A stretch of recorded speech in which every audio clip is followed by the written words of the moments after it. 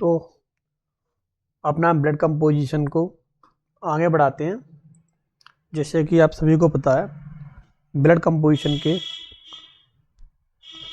2 video में अपन ने normal of, पहले लिख देता हूँ यहाँ पर,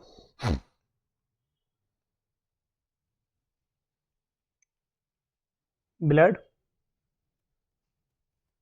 कंपोजिशन। ब्लड कंपोजिशन में अपन ने ब्लड के बारे में देख लिया है। देन सेकंड लेक्चर में अपन ने आरबीसी यानी रेड ब्लड सेल, इसके बारे में अपन ने इतना देख लिया है।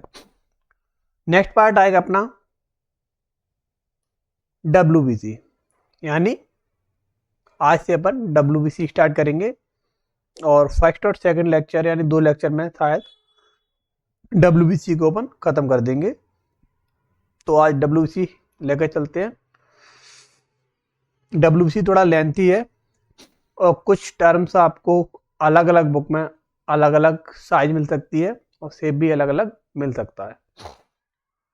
तो यहाँ तक मैंने लिखा है वो कुछ बुकों से कंपेयर करके सही लिखा है। तो टॉपिक रहेगा अपना morphology of white blood cell.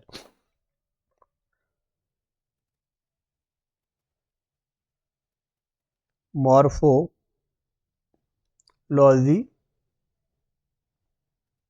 Of WBC या व्हाइट ब्लड सेल या ल्यूकोसाइट्स। डब्ल्यूबीसी बोलते हैं, व्हाइट ब्लड सेल भी बोलते हैं और ल्यूकोसाइट भी बोलते हैं।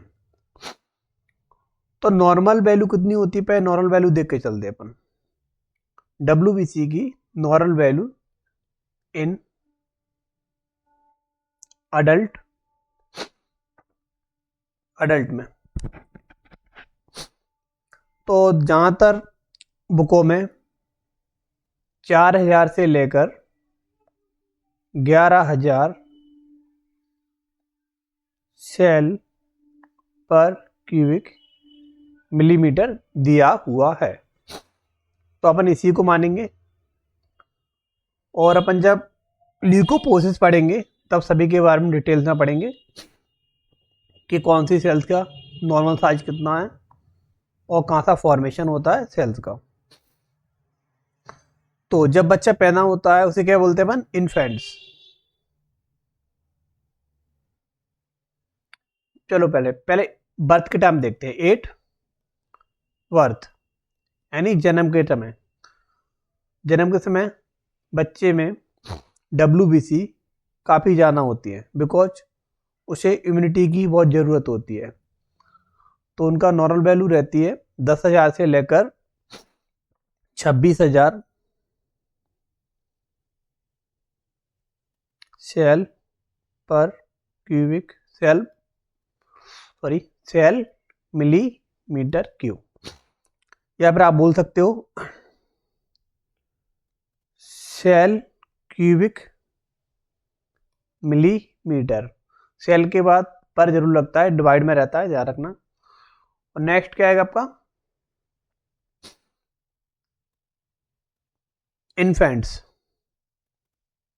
इन्फेंट्स अप टू 1 ईयर, यानी 1 ईयर तक कितना रहता है। तो जहां तक बुकों में देखा गया है तो 6,000 से लेकर 16,000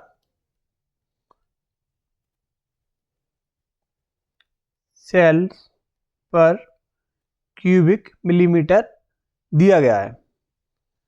देन 1 ईयर के बाद क्या था, 2 ईयर्स। 1 ईयर का बच्चा कंप्लीट होने के बाद इसे अपन लिखेंगे 2 ईयर्स से लेकर 6 ईयर्स तक।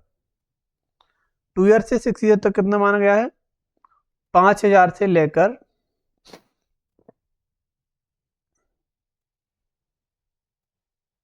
15,000 cell cubic millimetre. Then next कितना आता है अपना 6 साल से लेके 12 साल, 6 to 12 ईयर। इसमें नॉर्मल वैल्यू मानी गई है 4000 से लेकर 13,500 सेल पर क्यूबिक मिलीमीटर। ध्यान, उसके बाद क्या आता है अडल्ट। अडल्ट के ऊपर ने बता दी डब्ल्यूबीसी में अडल्ट कितना होता है 4000 से लेकर 11,000 सेल पर क्यूबिक मिलीमीटर। ये अपनी नॉर्मल वैल्यू हो गई है। इसके बाद नेक्स्ट अपना क्या लेंगे, इनका परसेंटेज कितना होता है, यानी डिफरेंशियल कितना, परसेंटेज कितना है, कितने पार्टों में से डिवाइड किया गया है। तो सबसे पहले लेते हैं डब्ल्यूबीसी। डब्ल्यूबीसी को अपन 2 पार्ट में डिवाइड करते हैं। डब्ल्यूबीसी यानी व्हाइट ब्लड सेल्स को 2 भागों में विभाजित किया गया है। इनको ग्रेनुअल्स के आधार पर अपन डिवाइड करते हैं या विभाजित करते हैं। पहला लिखते हैं अपन ग्रेनुलोसाइट्स। सेकंड होता है ग्रेनुलोसाइट्स। ग्रेनुलोसाइट मीन्स क्या होता है, जिसमें ग्रेनुअल्स प्रेजेंट हो। कोई भी सेल जिसमें ग्रेनुलेंट प्रेजेंट हो उसे बोलेंगे ग्रेनुलोसाइट। और नेक्स्ट सेल क्या होगा, जिसमें ग्रेनुअल्स अब्सेंट हो। क्या ग्रेनुअल अब्सेंट हैं तो ऐसे बोलेंगे अग्रेनुलोसाइट, यानी इसमें ग्रेनुअल्स नहीं है। और ग्रेनुअल्स के अकॉर्डिंग सेल्स को भी डिवाइड किया गया है। तो ग्रेनुअल्स के अकॉर्डिंग कितने में डिवाइड किया गया है डब्ल्यूबीसी को। शॉर्ट एक चीज याद रखना, जिस सेल में अपन फिल लगा रहे हैं लास्ट में उसमें ग्रेनुअल्स फिल करने पड़ेंगे। जैसे कि अपना क्या है, फर्स्ट आता है न्यूट्रोफिल। न्यूट्रोफिल इस मीन्स है फिल लगाए तो इसमें ग्रेनुअल्स प्रेजेंट हैं। सेकंड कौन सा लिखेंगे अपन, इओसिनोफिल्स।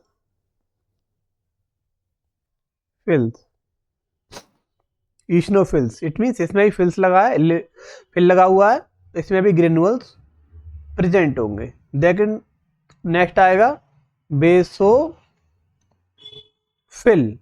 यानी इसमें भी फिल लगा हुआ है, मीन्स तीनों में ग्रेनुअल्स प्रेजेंट हैं। अब नेक्स्ट क्या आएगा अपना अग्रेनुलोसाइट। इट मीन्स इसमें ग्रेनुअल्स अब्सेंट हैं। ये 2 टाइप की सेल्स होती हैं। पहली आती है अपनी मोनोसाइट, सेकंड आती है अपनी लिम्फोसाइट्स। 2 सेल्स होंगी ग्रेनुलोसाइट में, मोनोसाइट और लिम्फोसाइट। और ग्रेनुलोसाइट में 3 सेल्स काउंट कर रहे हैं अपन, न्यूट्रोफिल, ईशनोफिल और बेसोफिल। अब इन सेल्स की नॉर्मल रेंज कितनी होती है ह्यूमन ब्लड में वो देखेंगे। परसेंटेज को लेके चलेंगे, एब्सोल्यूट वैल्यू को अपन बाद में पढ़ेंगे। तो मैंने सेल्स डब्ल्यूबीसी को कितने पार्ट में डिवाइड किया गया है, मैं डब्ल्यूबीसी को 5 पार्ट में डिवाइड किया है। तो देखिए 5 पार्ट कौन कौन से हैं।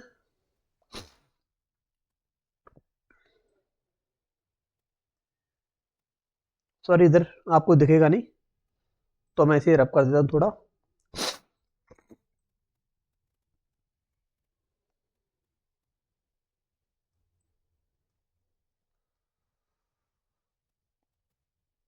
चलो अब लेके चल रहे हैं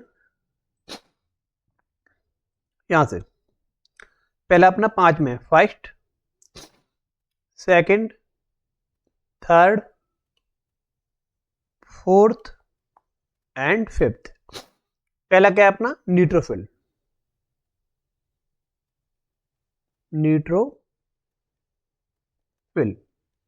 इसकी अपनी ब्लड में नॉर्मल रेंज कितनी होती है 40 से लेकर 70 5%, यानी न्यूट्रोफिल कितनी पाई जाएंगी? 40 to 75%। देन इसके बाद क्या है अपना ईशनोफिल या लिम्फोसाइट को भी लिख सकते हैं अपन, तो अपन इसके अकॉर्डिंग लिख रहे हैं, ईशनोफिल लिख देते हैं।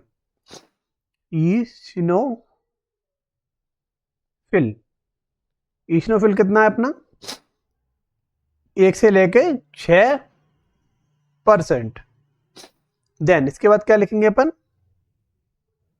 बेसोफिल।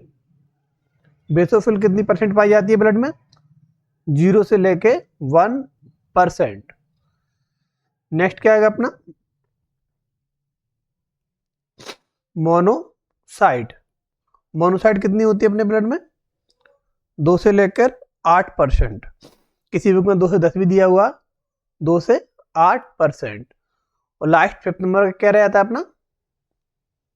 लिम्फोसाइट।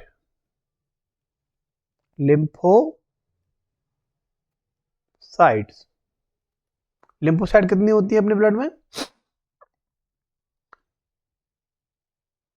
20 से लेकर 40%। इन सभी WBC को अपन ने 100% मान के चला था, उसमें 100% में से अपन ने सभी को डिवाइड किया है कौन सी सेल्स कितने % में पाई जा रही है।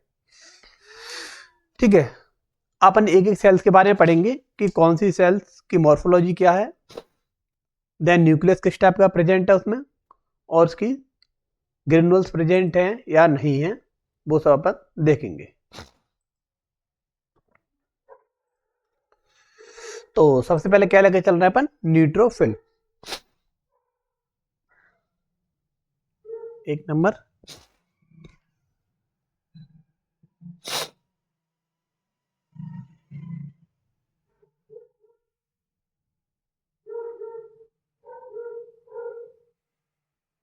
न्यूट्रोफिल। न्यूट्रोफिल इसका पहले देखी जाए तो एक स्ट्रक्चर बना लेते हैं नॉर्मल, उसके बारे में देखते रहेंगे। ये इसकी मेम्ब्रेन है, देन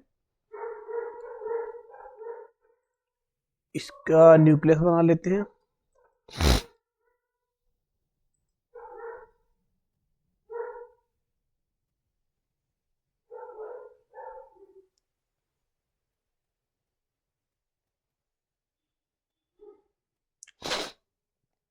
ये आपका इसमें न्यूक्लियस हो गया। देन इसमें अपन ग्रेनुल्स भी फिल कर लो।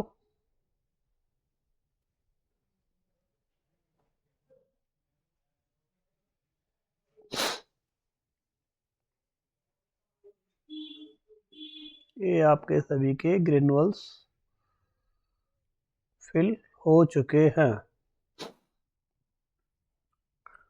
ठीक है, ये आपके क्या है? ग्रेनुअल्स। देन ये आपका केंद्रक, केंद्रक नहीं बोलेंगे, न्यूक्लियस बोल दो, अरे सेम ही रहता है, न्यूक्लियस। ठीक है, तो इसके बारे में देखे पहले सेल्स के बारे में क्या है क्या नहीं है। तो देखो क्या पढ़ रहा है? न्यूट्रोफिल। अपने इसका परसेंटेज देख लिया है, कितना होता है परसेंटेज, अभी बताया था मैंने आपको, याद है कुछ? अभी मैंने आपको बताया था ना, 40 to 75% नॉर्मल वैल्यू होती है, नॉर्मल रेंज या नॉर्मल प्रेजेंट पाई जाती है इन ब्लड में। ठीक है, देन इसका फिर क्या देखेंगे अपन? मॉर्फोलॉजी।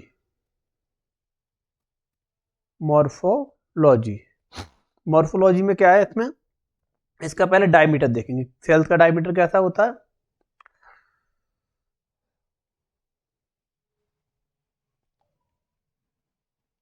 न्यूट्रोफिल का डायमीटर कितना होता है?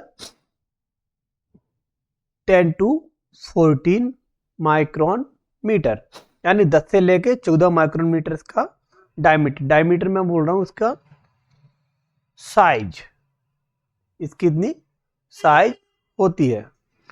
देन उसके बाद मैं दिख रहा न्यूक्लियस, इसका माने केंद्रक।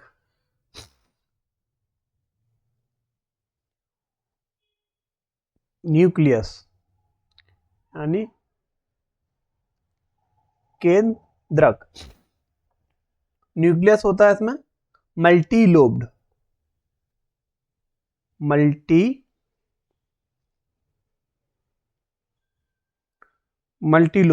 लोब्ड माने क्या होता है? देखो, इसका जो एक उठा हुआ पार्ट आपको लग रहा है उसे बोलते हैं लोब। एक लोब, दो लोब, तीन लोब, देन चार लोब।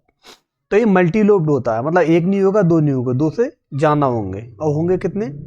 मल्टी लोब्ड है तो इसे बोलेंगे 2 से 9, 2 से 7 मानो या 6 मानो, 9 को ज्यादा हो जाता है, 2 से लेकर 6 मान लो, जो 6 या 7 मानो, 6 माना आपने, 2 से लेकर 6 लोब्स में पाए जाते हैं। ठीक है, इसका डायमीटर लिख लिया आपने, यानी सेल का साइज कितना था। न्यूक्लियस लिख लिया, यानी केंद्रक आपने देख लिया, इसका केंद्रक कितना है, इसका 2 से 6 लोब्स में आएंगे। देन ये आपस में क्रोमेटिन फाइबर के द्वारा अटैच होते हैं। इसे क्या बोलते हैं? Chromatin fibre. क्रोमेटिन फाइबर इसके द्वारा आपस में जुड़े हुए होते हैं। ये आपका न्यूक्लियस एक्सटेंड करेंगे स्लाइड तो पर्पल कलर का दिखेगा,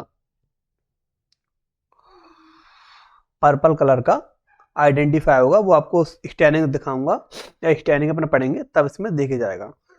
देन इसका साइटोप्लाज्म किस टाइप का दिखेगा स्टैनिंग करेंगे तो? साइटोप्लाज्म, साइटोप्लाज्म होता है ए पार्ट आपका, सॉरी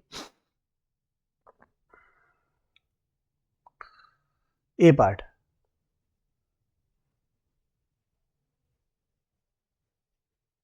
सेल के अंदर जो फ्लूइड पार्ट पाया जाता है उसे साइटो यानी सेल, प्लाज्म मतलब फ्लूइड पार्ट, ए वाला पार्ट। जो एक्सटेंड करने का किस टाइप का दिखता है अपन को? ये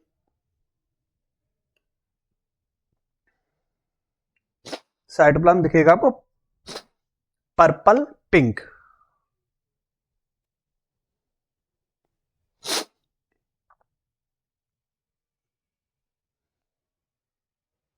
साइटोप्लाज्म आपको पर्पल पिंक टाइप का दिखेगा। देन इसमें क्या आपको ग्रेनुल्स प्रेजेंट दिख रहे हैं, यानी आपको इसमें ग्रेनुल्स सीन होंगे, यानी जो आपको ग्रेनुल्स दिख रहे थे अभी वो सभी आपको ग्रेनुल्स दिखेंगे। ग्रेनुल्स कौन से आपके? इनको मैं ग्रेनुल्स बोल रहा हूँ, इस टाइप के हैं, उनको ग्रेनुल्स यानी ग्रेनुल्स प्रेजेंट है इसमें। फाइन ग्रेनुल्स हैं, मतलब क्लियर दिख रहे हैं, ऐसा नहीं है कि दुबका हुआ ग्रेनुल्स नहीं दिखेगा, सभी ग्रेनुल्स आपको सही से दिखेंगे। देन इसका अपन देखेंगे अब लाइफ स्पान यानी जीवन काल। जीवन काल, जीवन काल को इंग्लिश में क्या बोलते हैं? Life span. इसका लाइफ स्पान कितना होता है? देखो इसमें देखा जाए ना तो टोटल सभी बुक में 4 से लेकर 5 डेज तक दिया गया है। पर ब्लड सर्कुलेशन में कितना होता है इसका? याद कर लेना, कभी कभी नोट्स पूछी आता है जहां तक ये पूछते हैं 8 to 10 आवर्स। ये 4 से 5 मैं बोल रहा हूँ टिश्यूस लेवल में, यानी टिश्यू के पास पहुंचने के बाद इसका 4 से 5 दिन तक जीवित रहती है, देन फिनिश हो जाती है, खत्म हो जाती है। और ब्लड सर्कुलेशन में 8 से 10 घंटे रहती है, उसके बाद टिश्यू लेवल तक ये चली जाती है। उसके बाद क्या आता है इसके फंक्शंस, कुछ फंक्शंस भी तो करती होगी, तो अपन फंक्शन देखें। फंक्शंस क्या क्या है इसके?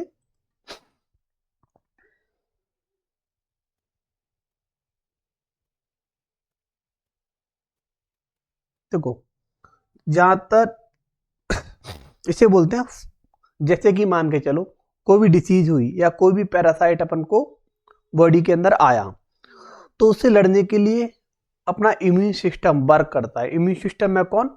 सबसे पहले न्यूट्रोफिल सेल जाएगी, जिसे अपन पढ़ रहे हैं वो जाएगी, देन उसे खत्म करने का ट्राई करेगी, और कुछ डिसीज में खत्म नहीं कर पाती या उसे नहीं मिटा पाती, तो अपन बोल सकते थे first line defence mechanism.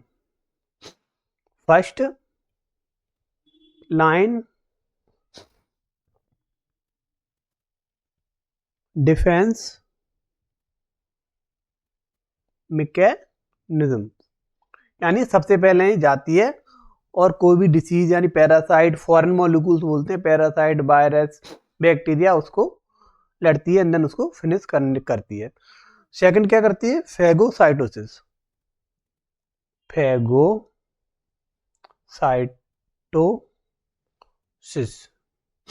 Phagocytosis क्या होता है?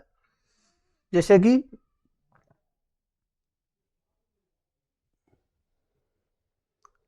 मेरी एक कोई सेल है, ठीक है, कोई बैक्टीरिया, वायरस, मान के चलो वायरस को मैं बी बना देता हूँ। ये वायरस आया, देन मेरी बॉडी पे आ गया, पास में आया, मुझे हानि पहुंचाएगा, तो मेरी न्यूट्रोफिल सेल होगी, इसे कुछ ऐसे एंजाइम सीक्रेट करेगी, इसे लगेगा ये मेरी हेल्प कर रही है, देन मुझे अपने पास बुला रही है, ये अपने पास में जाएगा और पास में जाने के बाद इसकी सेल मेम्ब्रेन पे जाकर चिपक जाएगा। चिपक जाने के बाद ये क्या करेगी नेक्स्ट पार्ट में? देन ये न्यूट्रोफिल इस टाइप में अंदर पॉइंट हो जाएगी और वो वायरस को अपने अंदर लेने का ट्राई करेगी। देन नेक्स्ट स्टेप में क्या करेगी?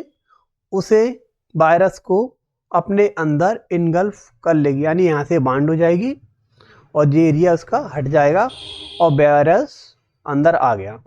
और कुछ लाइटेटिक एंजाइम पाए जाते हैं जो इसे लाइसिस के द्वारा तोड़ देंगे, देन जो उसका मटेरियल होगा वो उसे अपने यूज में ले लेंगे। यानी कोई भी वायरस को न्यूट्रोफिल अपने पास बुलाएगी, पास बुलाने के बाद उसे इनगल्फ यानी उसे खा लेगी, अपने अंदर रख लेगी और उसके लाइटिक एंजाइम के द्वारा न्यूट्रोफिल के उसे तोड़ देगी और उसके जो मटेरियल्स होंगे उसको अपने हेल्प या अपनी ग्रोथ के लिए, न्यूट्रिएंट्स के लिए यूज करेगी, जो होती है फेगोसाइटोसिस। ठीक है, न्यूट्रोफिल अपना खत्म हो गया। देन